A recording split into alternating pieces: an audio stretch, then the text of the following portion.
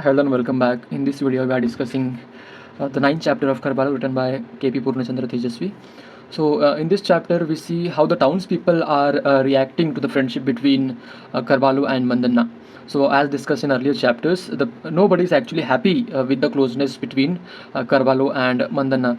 Especially जो गांव के बड़े लोग हैं, elite लोग हैं, उनका रिएक्शन काफ़ी नेगेटिव है मंदन्ना और करवालो की फ्रेंडशिप को लेकर.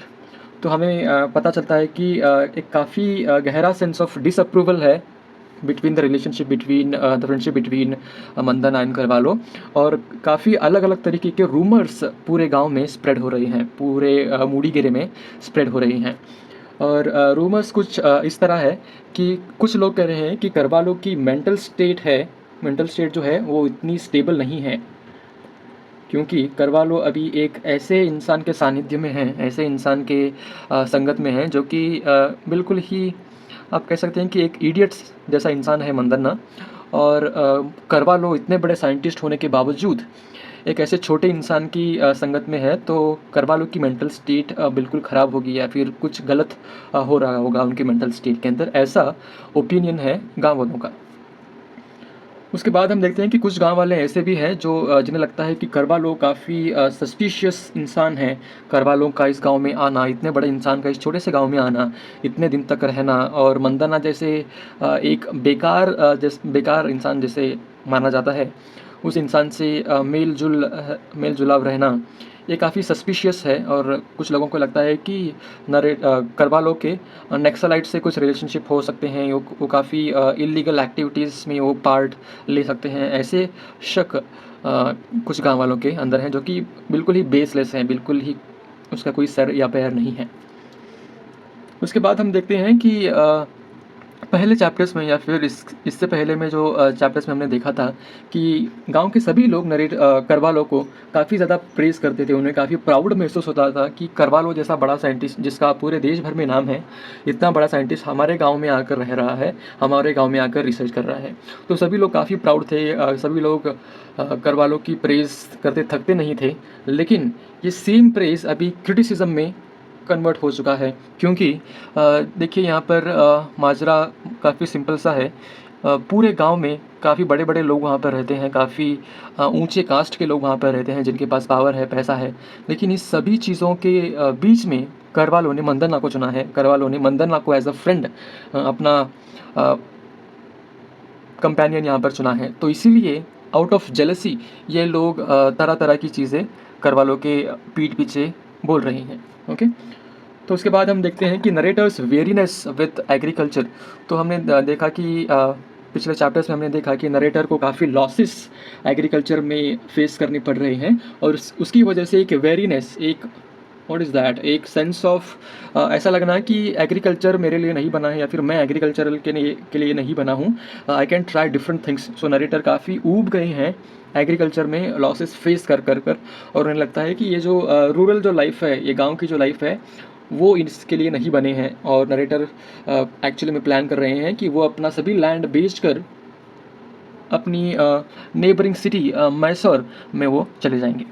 ओके, तो उसके बाद हम देखते हैं कि Carvalho on the other hand is completely fascinated by this region. तो नरेटर और करवालो का काफ़ी यहाँ पे अलग अलग पॉइंट ऑफ व्यू है.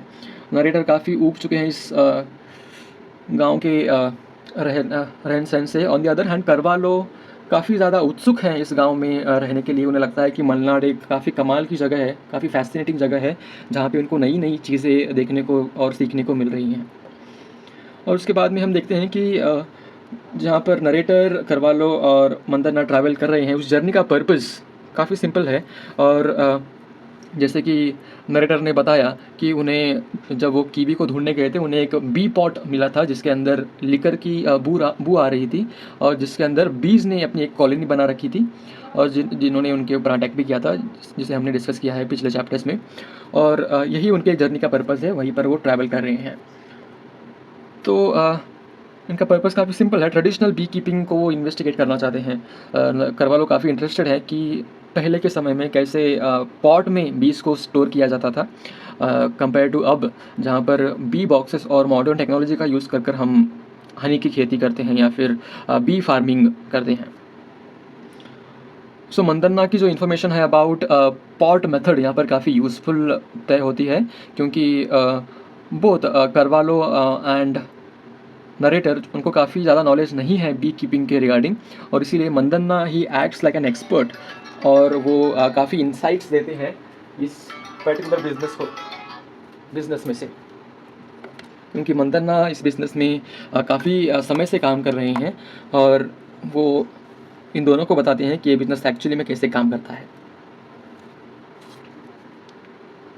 और उसके बाद हम देखते हैं कि वो लोग एक्चुअली उस बी पॉट के पास पहुंच जाते हैं, जो कि जैसा कि हमने डिस्कस किया था जंगल में काफ़ी अंदर लोकेटेड था। उसके पास जाकर पहुंचते हैं और मंदन्ना काफ़ी केयरफुली उस बी पॉट को उठाता है और एग्जामिन करता है, उसकी देख पड़ताल करता है, और उसके बाद वो दिखाता है कि कैसे उस पॉट के अंदर ऑरेंज कलर के हनी कुम्स वहाँ पर हमें देखने को मिलते हैं। हनी कुम्स यानी मधुमक्खी के जो छत्ते होते हैं वो हमें उस ऑरेंज पॉट के अंदर देखने को मिलते हैं, जो कि काफ़ी अट्रैक्टिव है।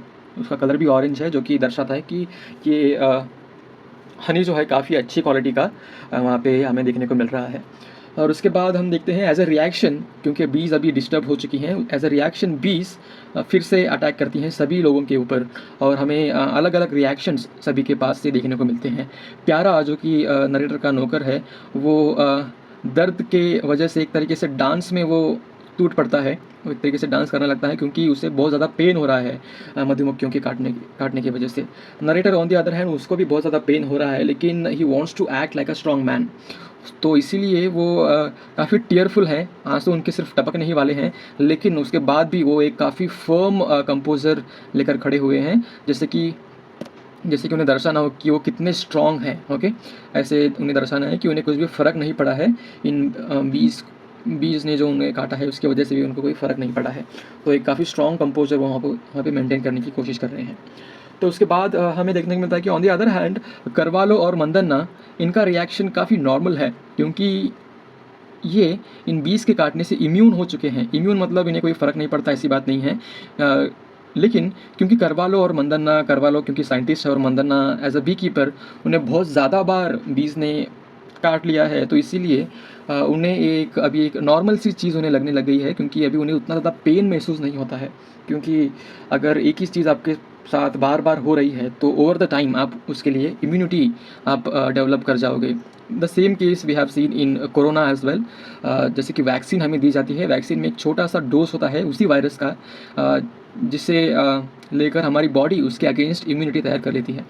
तो करवालो और मंदन्ना बहुत ज़्यादा बार बीच से कटवा चुके हैं, इसीलिए उनके पास अभी उस अटैक को हैंडल करने के लिए इम्यूनिटी आ चुकी है, इसलिए उनके चेहरे पर कोई भी हमें हाव भाव देखने को नहीं मिलते।